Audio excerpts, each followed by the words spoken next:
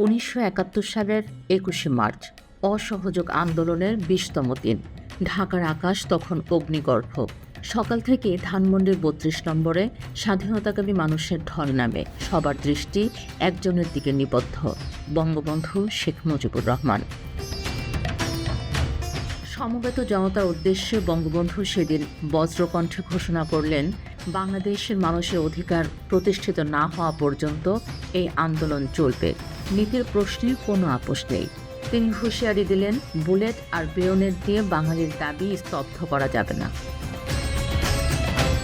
সকালে প্রেসিডেন্ট ভবনে ইয়াহিয়া খানের সঙ্গে বঙ্গবন্ধুর পঞ্চম দফা বৈঠক বসে।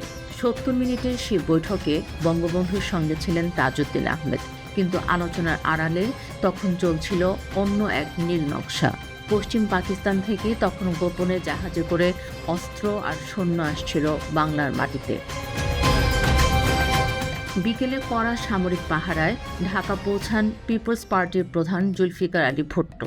বিমানবন্দর থেকে হোটেল ইন্টারকন্টিনেন্টাল। রাস্তার দুই পাশে দাঁড়িয়ে বাঙালিরা তাকে বরণ করল ভুট্টো বিরোধী স্লোগান দিয়ে। এমনকি হোটেলের বাঙালি কর্মচারীরাও বুক থেকে কালো ব্যাজ খুলতে অস্বীকার করলেন। সন্ধ্যায় শুরু হলো ইয়াহিয়া ভুট্টোর ২ ঘণ্টার সেই রহস্যময় রুদ্ধদ্বার বৈঠক।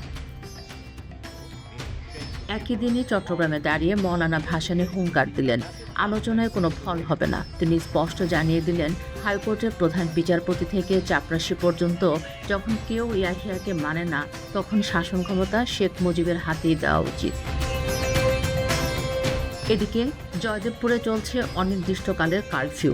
মগবাজারে মহিলা সংগ্রাম পরিষদ ডাক দিল প্যারামিলিটারি বাহিনী সংগঠনের। ছাত্র সংগ্রাম পরিষদ ঘোষণা করল ২৩ মার্চ পাকিস্তান দিবস নয়, পালিত হবে প্রতিরোধ দিবস।